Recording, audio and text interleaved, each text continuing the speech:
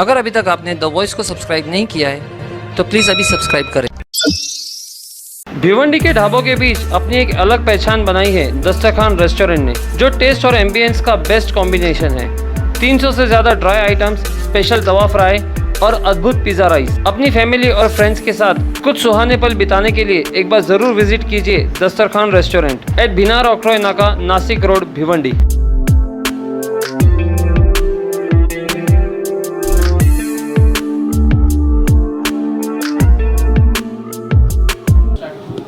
Sir, जिस तरह से राष्ट्रवादी पार्टी शहर में प्रचार कर रही है, तो आने वाले इलेक्शन में क्या राष्ट्रवादी पार्टी का कोई महापौर का चेहरा होगा? देखो, मैं सपने देखने के आदी नहीं हूँ, लेकिन मैं बड़ा एम्बिशियस आदमी हूँ। मुझे मालूम नहीं हिंदी में एम्बिशन को क्या बोलते हैं। अगर मैं यहाँ आया हूँ तो कुछ करने के लिए आया हूँ। मैं पिछले 10 सालों में भिवंडी नहीं आया था, पर जब मैं आया था तब राष्ट्रवादी कांग्रेस कहीं पे भी नहीं थी। उस ज़माने में मैंने यहाँ 10 सीट लाई थी। तो मुझे विश्वास है कि आज के जो मेरे लोग मेरे साथ हैं, जो बड़े ताकतवर खुद ही से है, तो अगल बगल में एक एक सीट तो चुन के लाएंगे ना। जैसे महापौर का चेहरा, महापौर SC बनेगा, महापौर ST बनेगा, महापौर OBC बनेगा, कौन बनेगा किसको क्या मालूम है। आप क्यों झगड़े लगा रहे हो हमारे बीच में? क्या आपकी चाहत क्या है? नहीं सर, हम जानना चाहते हैं। आपकी चाहत डेंजरस दिख रही है। आप अपने यहाँ हमारे जवानों में झगड़ा लगाना चाहते हैं? है कि IGM की हालत अभी भी मैंने IGM के बारे में बात की है टोपे साहब से। टोपे साहब ने मुझे वचन दिया है कि मैं आऊँगा, लेकिन थोड़ा सा ये चुनाव और ये थोड़े लफड़े जो चालू है उसके बीच में 20 तारीख दानों दे, उसके बाद मैं उनको खुद अपने कंधे में बैठ के उनको यहाँ पे ले आऊँगा, ज़बरदस्ती करके लेके आऊँगा। सर, यहाँ पर एक ड्रेनेज का प्रॉब्लम और आ रहा है कि ड्रेनेज जो ईगल के खड्डे खुदे गए, यहाँ पर एक फैमिली उसके अंदर उस दिन गिर गई और ड्रेनेज के लोग उस पर ध्यान ही नहीं देते हैं। खड्डा खोद कर ऐसी ईगल कंपनी का ज़्यादा इशू आ रहा है। हाँ, तो आपको मालूम है ना ईगल कंपनी किसकी है कि नहीं है? नहीं, मुझे नहीं मालूम, जरा बताइए ना किसकी है। अरे यार, पत्रकारों से पूछ रहा हूँ किसकी है, बताइए ना यार। हम आपसे सवाल कर रहे हैं। अरे मैं भिवंडी का थोड़ी हूँ यार, मैं थोड़ा कोई गुप्तचर यंत्रणा चलाता हूँ जो मुझे आता पता है इसका। आप लोग हंस रहे, बता नहीं रहे यार, ऐसा कैसा चलेगा? नहीं, अभी सवाल फिलहाल जो हाँ, तो सवाल मैंने आपको पूछा ना, मुझे बताओ, मैं कार्रवाई करूंगा उनके ऊपर। नाम तो बताओ। उस फैमिली का है जो गिर कर उसमें उसका हाथ टूट गया। क्या हाथ टूट गया उस फैमिली? मैं सब इलाज करवाता हूँ, मुझे नाम तो बताओ किसका है। ईगल कंपनी किसकी है, नाम तो बताओ। आपका चेहरा तो ऐसा नहीं दिखा था, आपके पूरे दांत दिख रहे हैं मुझे। इतना हंस रहे हो आप। ऐसा है कि दोस्ती यारी में कॉन्ट्रैक्ट नहीं दिया जाता है। दोस्ती यारी घर में खाना खाने तक ठीक है, शहर की व्यवस्था और शहर के रास्ते ऐसे बांटे नहीं जाते, जिसके लिए मैं मुमरा में यहाँ पे ध्यान देने आया हूँ। और मैं भिवंडी वालों को कोई सपना नहीं दिखा रहा हूँ। मैंने इधर मेरे इलाके में मैंने कोई दोस्ती यारी रिश्तेदारी नहीं रखी। आके देखो, कलवा देखो, मुमरा देखो, किसी को उंगली रखने के लिए जगह नहीं रखी है। और अगर ये बदलाव लाना है तो व्यवस्था अपने हाथ में चाहिए। इसके लिए क्या प्रयास है?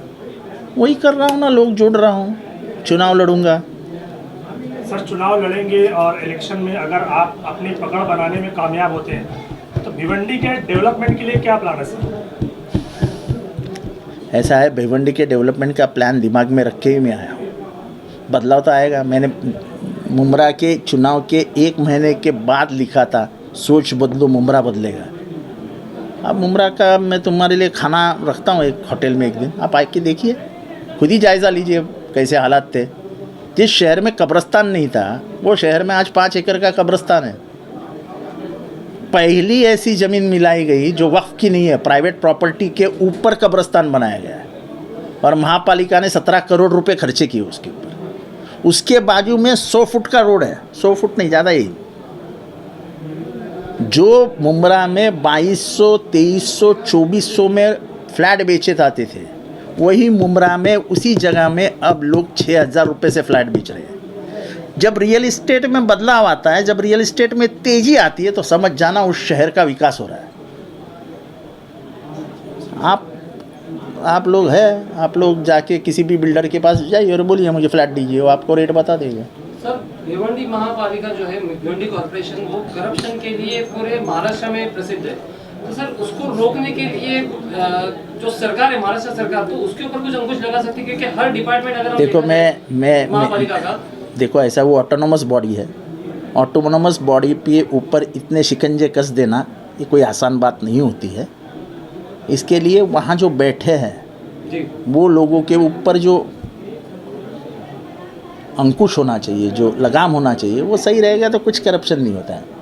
यही प्रॉब्लम है ना कि भिवंडी में जो चाहे वो नगर सेवक बन जाता है। सर 2017 भिवंडी मनपा चुनाव में एनसीपी की सीट नहीं आने का कारण क्या था सर?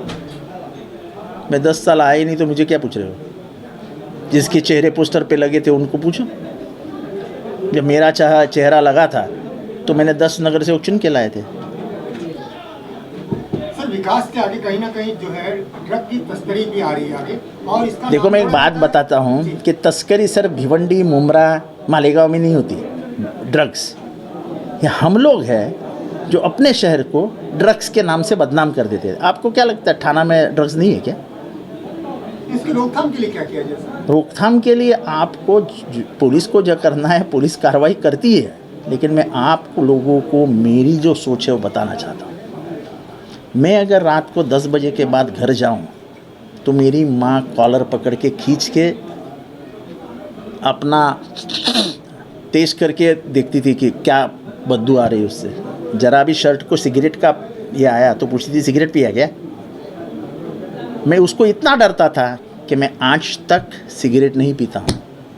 मुझे आज तक दारू पीने की आदत नहीं है। इसकी वजह मेरी माँ है। बच्चे रात को घर से निकलते हैं, कब घर आते हैं आता पता ही नहीं है। ये मैं समझ सकता हूँ कि छोटे घर है, मेहनत माँ को बहुत करनी पड़ती है, लेकिन माँ बाप का डर बच्चों के दिलों में हमेशा के लिए होना ही चाहिए। वो आँख में आँख डाल के बात नहीं कर सकता है, वो कम से कम अपने माँ को नहीं फंसा सकता है। मुझे लगता है सब सोशल, सब पॉलिटिकल, सब पुलिस एंगल से ज़्यादा एक माँ का एंगल है इसमें।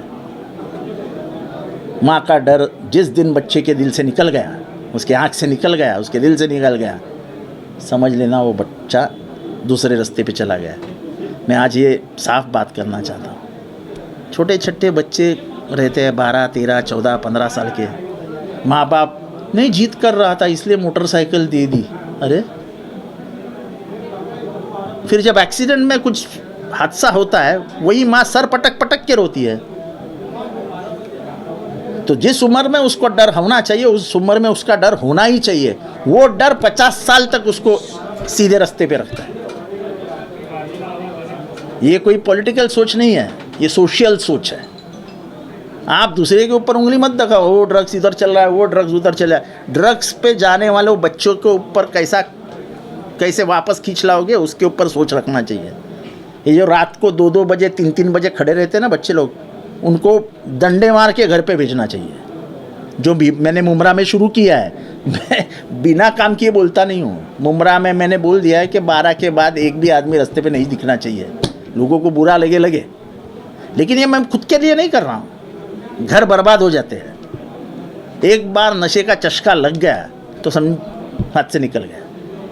तो हमारी जिम्मेदारी है, ये बड़े बड़े जो मेरे बैठे हैं ना मेरे साथ, उनकी भी जिम्मेदारी है। सिर्फ पुलिस के ऊपर उंगली मत दिखाओ। पुलिस क्या क्या करेगी, माँ बाप की भी जिम्मेदारी है।